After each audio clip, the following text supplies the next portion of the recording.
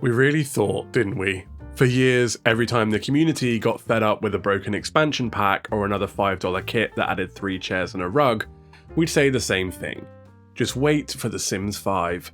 We treated it like this promised land, this clean slate where the engine wouldn't chug when you opened a menu and the babies weren't just objects tied to cribs. Well, it's February 2026, we've seen the leaks and we've seen the official Project Renee updates, and let's just say it out loud. The Sims 5 is dead. It was never coming. Instead, EA handed us a collaborative platform, a mobile-first, multiplayer-heavy spin-off that feels more like a social media app than a life simulator. It's got the microtransactions, it's got the play-on-your-phone limitations, it's everything the core community didn't want.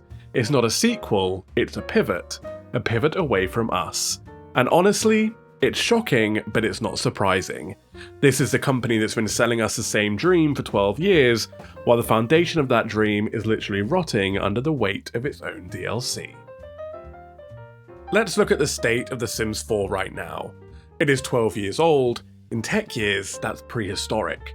We are playing a game built on architecture from 2014. Think about where your life was in 2014. I was probably still trying to figure out how to use a PC. Now we're trying to run this ancient engine on modern hardware, and it still struggles. If you want the full experience in 2026, every expansion, game pack, stuff pack, and the endless stream of kits, you're looking at over $1,200. For a game where the simulation lag is so bad that your sim will stand in front of a fridge for 3 in-game hours before deciding whether or not it's actually hungry, we've reached a point of kits fatigue. Every month is a new aesthetic, goth chic kitchen, mid-century modern laundry. It's all very pretty and it looks great on Instagram or Pinterest, but it doesn't fix the fact that the traits still don't matter. It doesn't fix the fact that the emotion system is just a series of UI color changes that barely affect gameplay. The game is a beautiful dollhouse, but the dolls are brain dead. And yet, if you look at the Steam charts right now, there are still upwards of 30,000 people playing at any given moment, and that's just Steam. That doesn't count the EA app or the consoles. So we have to ask the uncomfortable question, why? Why are we still here? Why are we making videos about a game that feels like it's being held together by the sheer willpower of the modding community? Is it because The Sims 4 is actually a masterpiece that has stood the test of time? No. I don't think anyone actually believes that anymore. We're here because of the monopoly. For over 2 decades, if you wanted to play a life sim, you played The Sims. There was no plan B, and EA knew it. They didn't have to innovate, they just had to exist. They could release broken packs like My Wedding Stories or For Rent and know that eventually we'd buy them anyway, because where else were we going to go? But for the first time, that where else is actually starting to look real. We've got InZoi making our PC sweat. We've got Paralives finally showing us what an indie dev can do with a lot of heart and no corporate board members. Is The Sims 4 finally dead, or are we just so used to the ghost of it that we've forgotten what it feels like to play something that actually works? We're going to look at The Sims killers, the Project Renee fallout, and whether or not 2026 is the year the crown finally slips. Because look, I love this franchise, but I'm tired, and I know you are too. So let's talk about the elephant in the room, the one that looks like it was rendered by a god, InZoi. It's been in early access for nearly a year now, and it is easily the most visually ambitious thing we've ever seen in this genre. But there's a catch. When you look at these Zois, they don't exactly look like people you'd meet at the grocery store, they look like K-pop idols, every single one of them. The skin is poreless, the hair is silky, and the lighting makes everything feel like a high-budget music video. And look, that's great for a while, it's fun to make someone that gorgeous, but there's a reason The Sims stuck with that semi-cartoonish clay look. There's a certain goofy charm to a sim lighting their kitchen on fire because they're sad. When a hyper-realistic Zoi does something stupid, it doesn't feel funny, it feels like a glitch in the Matrix.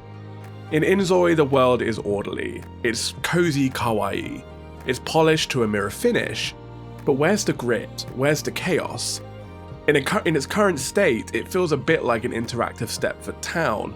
It's beautiful, sure, but it's missing that weird, slightly cursed energy that makes life simulators actually feel lifelike.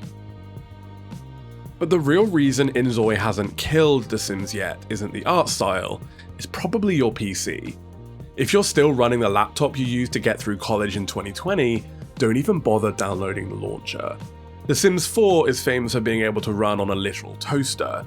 You can play it on a potato with a screen attached and it'll mostly work. InZoi? It's built on Unreal Engine 5, it uses heavy AI for its SmartZoi systems.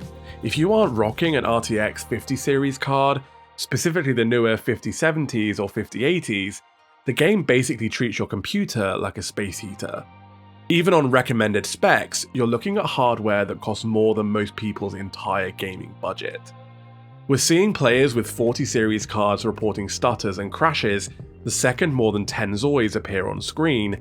It's a hardware gatekeeper. EA knows this. They know their core audience is playing on mid-range laptops and consoles, not $3,000 rigs. Until InZoi can run on something that doesn't require a NASA cooling system, it's not a threat to the masses, it's just a luxury. Right now, InZoi is what I call a screenshot game. You log in, you spend 3 hours in the most incredible character creator ever built, you take 20 photos of your Zoi drinking coffee in the rain, and then you kind of run out of things to do. The building tools are powerful but clunky, the SmartZoi AI is ambitious but still feels like it's in its toddler phase, lots of walking into walls and standing around looking pretty but doing nothing. It doesn't have the storytelling depth yet. It doesn't have the years of life that The Sims has built up through sheer volume of content. It's a Ferrari with no gas in the tank. It's exciting to look at, and it represents what the future could be, but as a daily play, as a replacement for the 12-year-old Titan, most people are still going back to their laggy, buggy Sims 4 saves because at the end of the day, they can actually run the game. If InZoi is the high-gloss fashion magazine of life sims, Paralives is the well-loved sketchbook.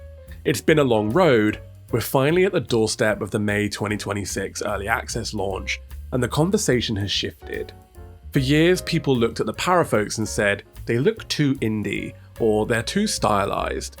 But now, in a world of AI-generated perfection and hyper-realistic uncanny valleys, that hand-drawn aesthetic is probably its greatest strength.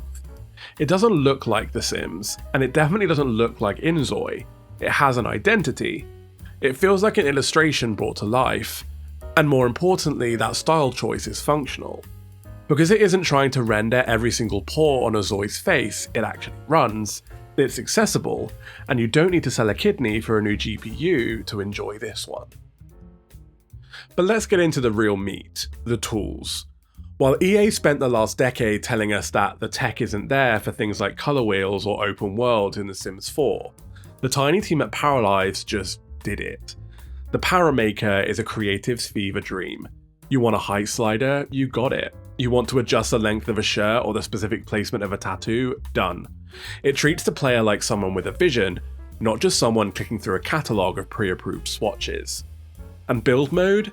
It makes The Sims 4 look like playing with Duplo Box.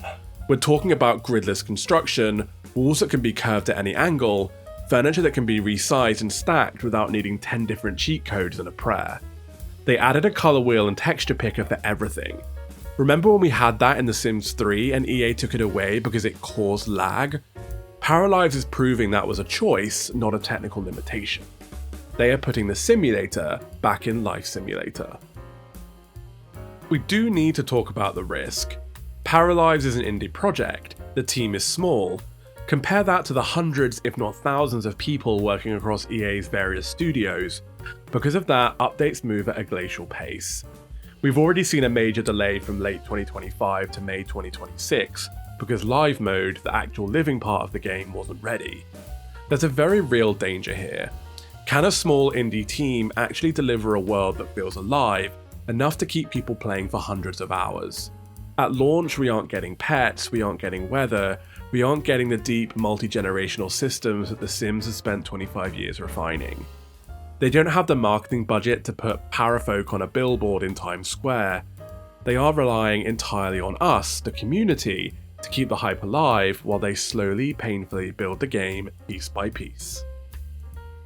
So, is it a Sims killer? Maybe not in terms of raw sales, it's never going to move the numbers that EA moves, but it is the actual threat to the Sims soul. The Sims survived for years because it was the only place for creative builders and character designers to go. Paralives is built specifically for those people. It's for the builders who are tired of fighting the grid. It's for the storytellers who want their characters to look unique, not just like a slightly different version of the same face template. EA isn't scared of InZoi's graphics, they're scared of Paralives' freedom. Because once the creative community realizes they don't have to settle for good enough tools, the $1,200 dollhouse starts to look a lot less appealing. So here's the hard truth.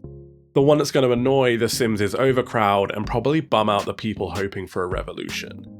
Is The Sims 4 finally dead? Absolutely not. In fact, it's a cockroach. You could drop a nuclear bomb on the life sim genre, and when the dust settles, there would still be a sim standing in a kitchen fire, waving at the ceiling because a plate is blocking their path. It's 2026, the game is a decade plus old, and it is still the mountain everyone else has to climb. Why?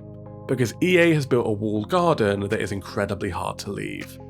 It's not just the money we've spent, though the sunk cost fallacy is real when you've dropped $1,000 on DLC. It's the sheer weight of content. Even with InZoi's graphics and Paralives tools, neither of them can offer their everything yet. You want occults, you want seasons, you want university life, high school drama, and a ranch with goats. The Sims 4 has it all right now.